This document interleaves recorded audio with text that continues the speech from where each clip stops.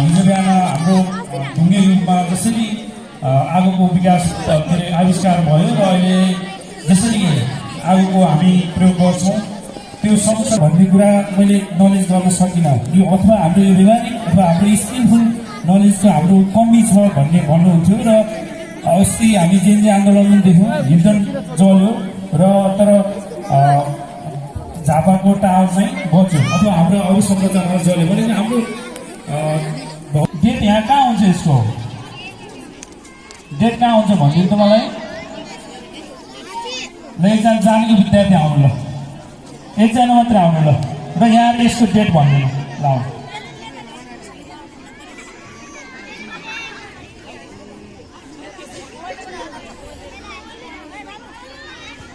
ल तिमीले यसको डेट कहाँनिर A.31 कि D. जोडा नम्बर हुन्छ, त्यसमा हेरेर हामीले डेट थाहा पाउँछ।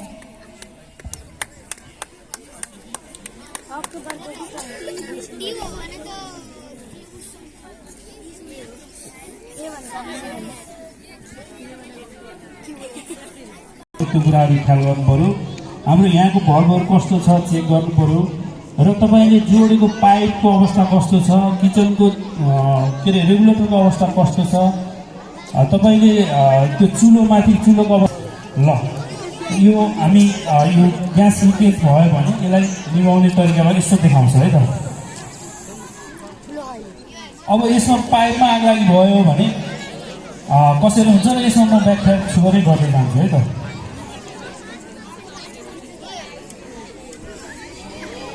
यसमा के छ भने आगो हुनलाई, आगो बन्नलाई तीनवटा कुरा आवश्यक छ होइन, अक्सिजन, फ्युल र ताप होइन। अब तीनवटा कुरा आवश्यक छ र त्यसमध्येमा एउटा चिजलाई हटायो भने आगो नियन्त्रण हुन्छ, बुझ्छ नि।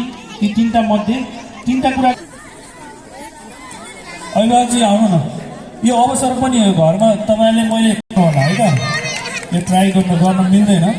यो हामी फुल सुरक्षाको साथ तपाईँहरूको अवेरनेसको लागि मात्रै आगो बलिरहेको छ त्यो ख्याल गर्ने र हेर्न आगो र त्यो पाइपको बिचमा लगभग 1 इन्च जति ग्याप छ र त्यसलाई निप्छ अथवा यो हामी ग्यास काहीँ सिलिन्डरबाट लिकेज भयो आफू इनकेस सकिने अवस्था छ भने गर्दा यसमा तपाईँलाई अभ्यस्त गराउने उपाय मात्रै हो। यसरी नै होइन सर यस्तो रेगुलेटर अफ गरे हुन्छ भन्ने पनि क्वेरिज आउँछ तपाईँ, तर तपाईँलाई अभ्यस्त गराउनलाई यो ल तपाईँको हात खोल्यो, हात पाइपमा लिक भयो भने हातले अथवा पाइप निभाउन सक्ने अवस्था छैन भने यसलाई रेगुलेटरबाट पनि बन्द गर्न सकिन्छ भन्ने सेम माथिको चिज हो, त्यही नै हो। यसमा तपाईँले अब हाम्रो के छ भने अहिले पोलिस्टरको लुगाहरू धेरै हुन्छ, हामीलाई भाचन भुचन धेरै छ नि त, अहिले झत्रा झुत्रो फेसनको जमाना छ, विशेष गरी लेडिज र रेगुलेटर अफ गर्नुहोस् ल।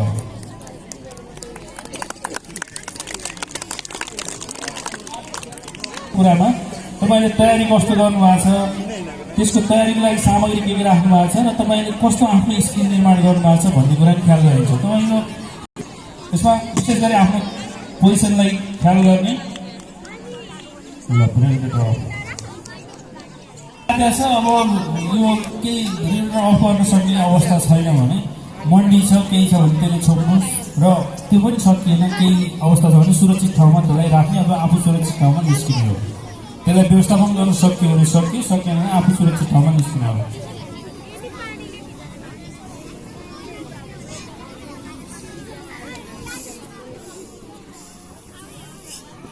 यसलाई बाहिरको अक्सिजन हटाउने आइसकेपछि आगो झन् बढ्छ। त्यस्तो अवस्थामा तपाईँको आफ्नो फेसलाई जो तन्ना छ त्यसले उसलाई लपेटेर लडाउने र जतिसक्दो लुगा खोल्न सकिन्छ भने खोल्ने र नसकिने अवस्था छ भने अस्पतालतर्फ पठाउने।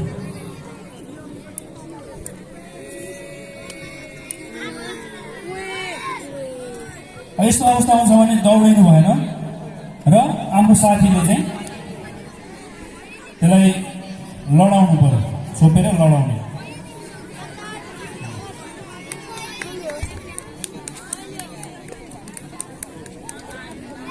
यो तपाईँलाई देखाएको एउटा सचेतना भने यसरी गर्नु भन्ने मात्रै हो।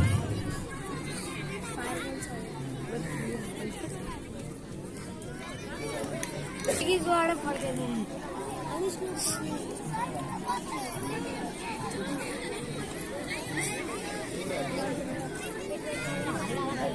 भएको छ। आफ्नो फेसलाई पहिला सेभ गर्ने र सानो पोजिसन बनाएर दौडिनु भएन र सानो पोजिसन गराएर यसरी लडीबडी गर्यो, आफूसँग लडीबडी गर्यो भने आगो निप्छ है। ल गुरुबाङलाई एकचोटि ताली लगाउनु। तपाईँले अब अहिले एकदम तपाईँ मोबाइलमा पनि देख्नुहुन्छ, कोर्समा पनि छ। यो फायरबल हो, विशेष गरी यो फायरबल मोबाइलमा हेर्नुभयो भने आज यसको कसरी युज हुन्छ भने डिटेल देखाउँछ। त्यो आगोमा फालिसकेपछि यो ब्लास्ट हुन्छ र यसले त्यो आगोलाई लिन्छ होइन, साइज जत्र बनाउनु मिल्छ होइन। जस एउटा नर्मल रुममा चाहिँ यसले काम गर्छ है। नर्मल रुममा हामी घरको हाम्रो जुन रुम हो त्यसमा यसले काम गर्छ। यो फायर ब्ल्याङ्केट हो, यसमा जसरी अहिले मन्डीले लपेट्नु भयो त आगो निभाउन यसलाई प्रयोग गरिन्छ। यो झ्याप्प हप्ता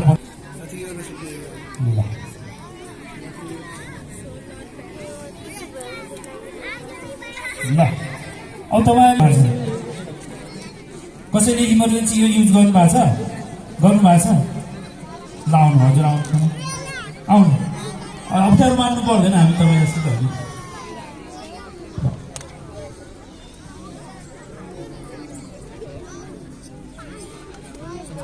ल उहाँले कहाँनिर कस्तो अवस्थामा यो युज गर्नुभयो एकचोटि घटना सुनाइदिनुहुन्छ है त। नमस्कार सबैजनालाई। म चाहिँ ब्याङ्कमा काम गर्छु। ब्याङ्कमा जस्ट त्यो जेनेरेटर आगो जेनेरेटर फर्किएको होइन, त्यति बेला चाहिँ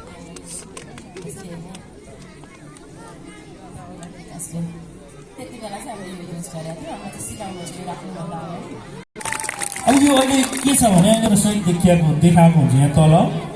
तपाईँ एबिसी भनेको तपाईँ नर्मल काठमा, इलेक्ट्रिकमा, सर्टमा र यो के भन्छ लिक्विड फर्ममा लागेको आगोलाई यसलाई नियन्त्रण गर्छ।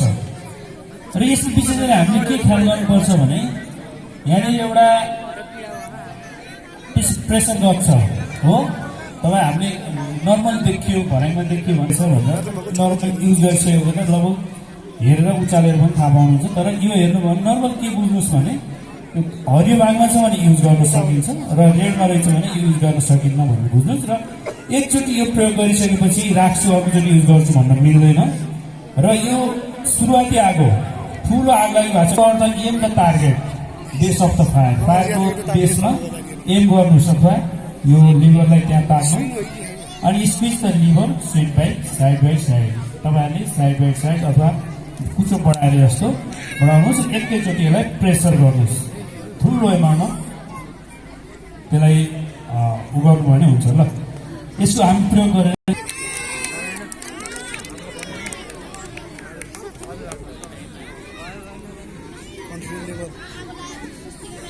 सुगम दिवस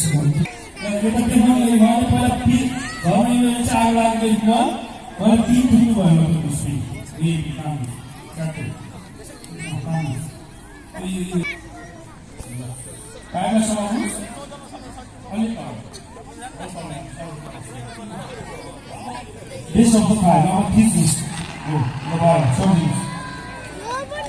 Oh, and then this one. Oh.